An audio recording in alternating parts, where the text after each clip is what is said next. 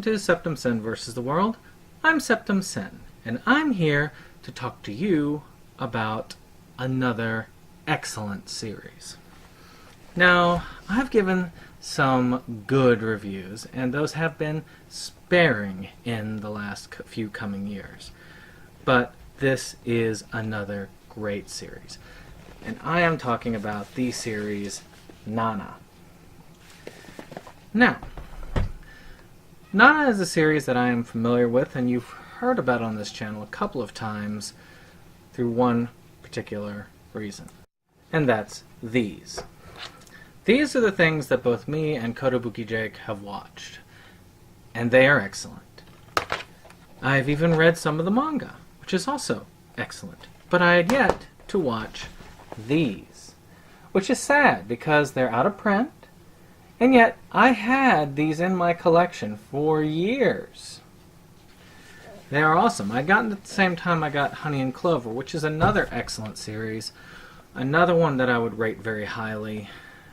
I watched that one. I left this one to sit. It's just so much. When you see stuff turned down, that is stuff that I have yet to watch. That is also stuff that I have not yet presented in some cases. So, let's go through Nana. There's really two characters that you need to know about when dealing with Nana. Well, three. One is Nana. She is this sort of spoiled, well-to-do girl in a family who's running away from home so that she can be with her love. She's the girliest girl you can ever see. And then there is Nana. This is punk rock Nana. She grew up in a lot of misery, and she relies on herself. That's the only one she needs to rely on. That's it. She's just, she's punk. She's just there. But that Nana, she has a skill. She likes to sing. And she's punk. She is just going at it. She's singing her heart out, and she's got her band. Unfortunately, her band sort of semi-broke up, and so she's also heading to Tokyo to try and do something to salvage that. A chance encounter brings our two Nanas together on multiple occasions, which ends with them living together. And thus, the series is born. Now, I'm not going to go into any more story details, basically because I don't want to ruin stuff for you. But that's really the concept of the whole thing. So let's zoom in to the positives. Well, first off, the art style is really neat. I love this art style. It's just a pleasure to look through. It kind of hits that shonen-y style, the lankiness, the lithe figures.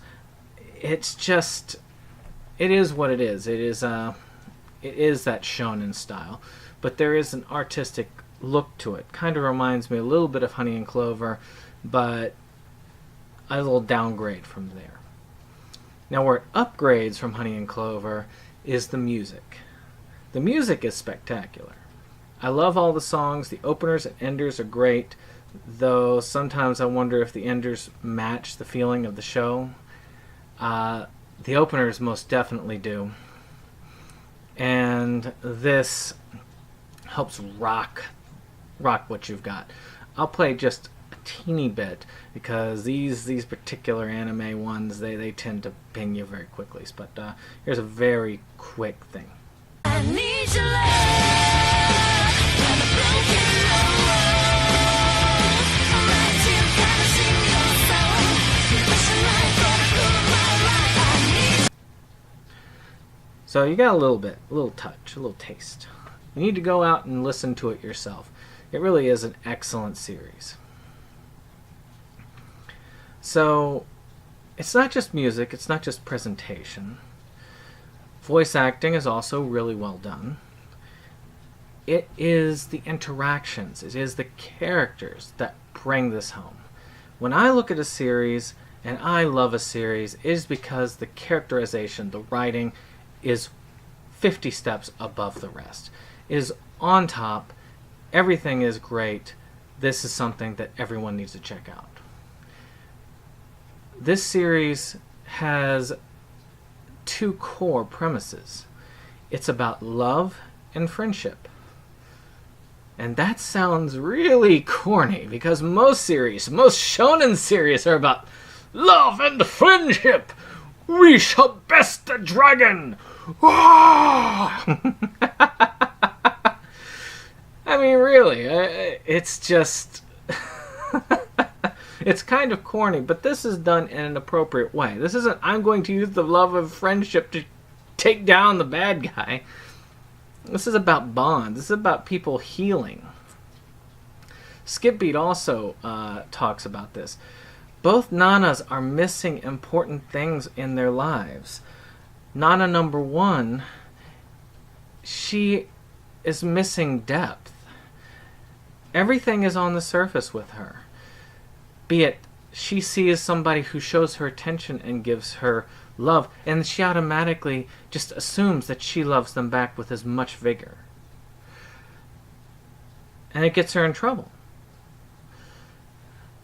And she has to learn that lesson the hard way. Nana number 2, she thinks all she needs to do in life is rely on herself. That she doesn't need anybody else, that she doesn't need to open up to anybody. But that's also not true. Nana is reliant on herself, and that also hits her in the backside. But as these characters learn more about each other, they improve as the series goes on. I personally am very glad to have seen this, watch these interactions, watch these talents, and as these characters evolve. And unlike a lot of series, it's not just about the two Nanas. It's about everybody. It's about the ensemble. You get to know pretty much all of the characters, both in the sides and on the fringes even. And that lends the story even more depth. So what are some negatives?